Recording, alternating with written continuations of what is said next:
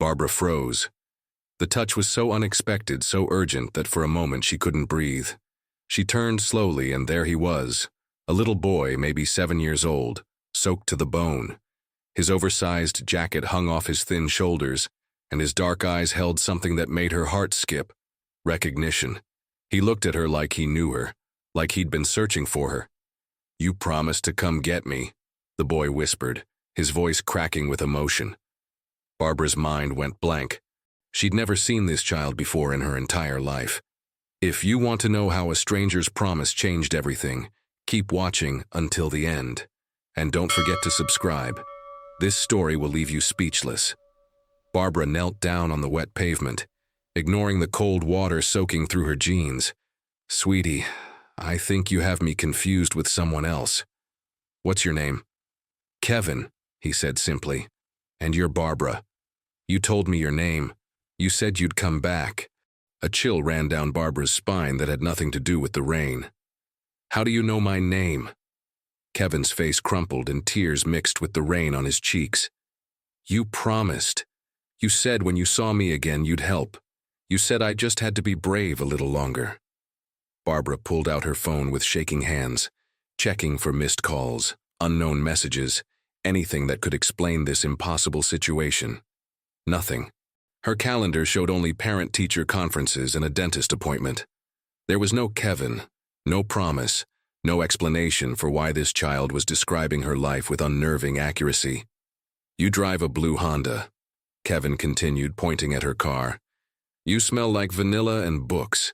You told me you were a teacher, that you understood about kids who needed help." Every word he spoke was correct, every single detail. "Kevin, where are your parents?" she asked gently. The boy's face went pale. "You know where they are. You came to my house, you saw everything." His voice dropped to a whisper. "You told me you'd help me get away from them." Barbara's teacher instincts kicked into overdrive. Something was terribly wrong here. She reached out to steady Kevin as he swayed slightly, and that's when she saw them. Dark purple bruises circling his thin wrist, disappearing under his sleeve. Her blood ran cold.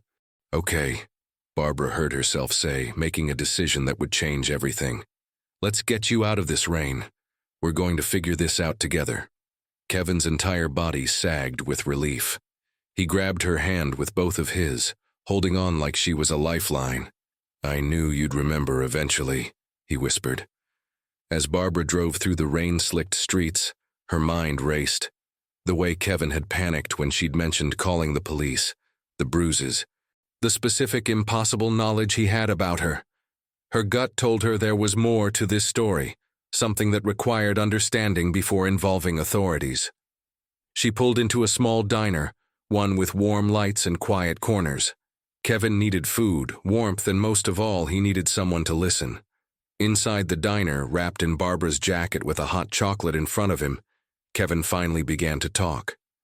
"My real mom died 2 years ago," Kevin said quietly. "Car accident. Dad remarried fast, too fast. Michelle, my stepmom, she seemed nice at first." Barbara listened, her heart breaking with every word. 3 weeks ago, a woman came to our house," Kevin continued.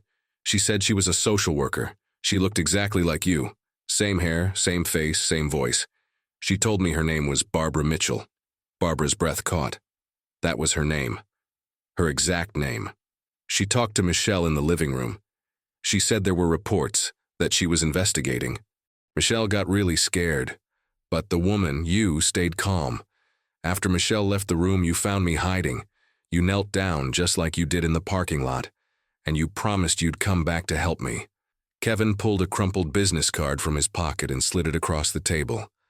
Barbara picked it up with trembling fingers. There it was.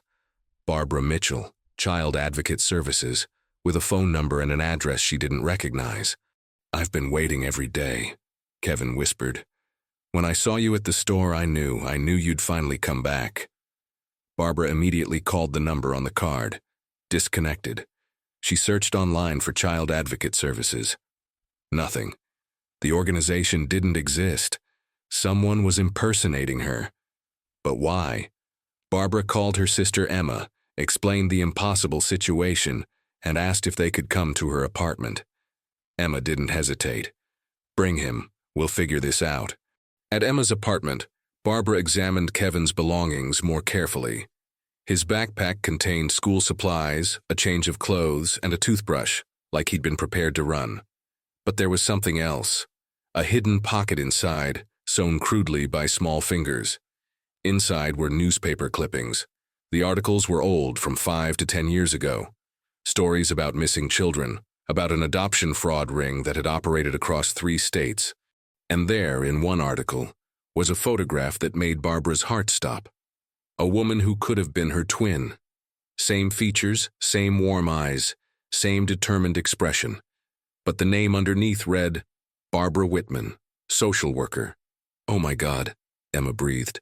That's Aunt Barbara. The Aunt Barbara barely remembered. The aunt her parents never talked about. The aunt who had died 5 years ago in a car accident. The same way Kevin's mother had died. Barbara's hands shook as she read the article. Her aunt had been investigating illegal adoptions and child trafficking. She'd been closing in on a major network when she died. The case had gone cold after her death. Someone is using her identity, Barbara said slowly, the pieces falling into place. And now mine. Kevin spoke up from the couch, his voice small but steady. Michelle brings kids to our house sometimes. They stay a few days, then they're gone. She makes me stay in my room, but I hear things. Phone calls about money, about placements. My dad works nights. He doesn't know. When that woman came, I thought finally someone would stop it. Barbara felt sick. Kevin wasn't just a scared child. He was a witness. And someone had tried to silence him by impersonating a social worker. Impersonating her. They knew about my aunt, Barbara realized. They knew she looked like me. Someone in that network used my identity to scare Kevin, to make him think the investigation was fake, that no one would really help him. But their plan had backfired. Kevin had kept waiting, kept believing, kept the card, and when he saw Barbara at the store, he'd taken his chance. Barbara called Detective Marcus Chen, a man she knew from her school's safety program. She explained everything, the impossible encounter, the impersonation, Kevin's testimony, the connection to her aunt's cold case. Marcus listened without interrupting, then spoke words that made Barbara's spine straighten. We've been investigating a resurgence of that adoption ring for 6 months. We knew someone was using intimidation tactics on potential witnesses, but we didn't know they were impersonating real people. This changes everything. That kid's testimony could break this case wide open. Over the next 3 weeks, Barbara stayed by Kevin's side through every interview, every difficult conversation, every terrifying moment of truth. His father truly hadn't known what was happening. He'd worked night shifts while his new wife had betrayed everything. Kevin had been collecting evidence in his own way, remembering faces and names. 2 other children were rescued because of Kevin's courage. The day Kevin moved in with his paternal grandmother, a kind woman who'd been kept away by Michelle's manipulation, Barbara was there. The day he started at his new school, she was there. Every week they met for their standing date. Dinner and homework help, just a teacher and a kid who'd found each other in the most impossible way.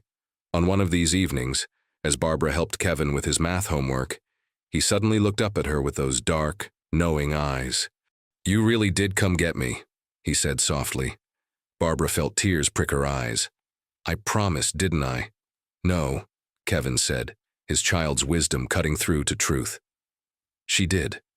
The other Barbara, your aunt. But you kept the promise anyway." Barbara understood then what had really happened. Her aunt had fought for children like Kevin until her last breath.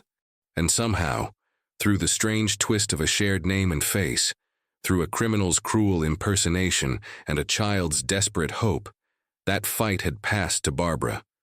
She'd been called to fulfill a promise she never made. And in doing so, she'd discovered the promise she was meant to keep. Barbara now volunteers with child advocacy organizations, carrying on her aunt's legacy.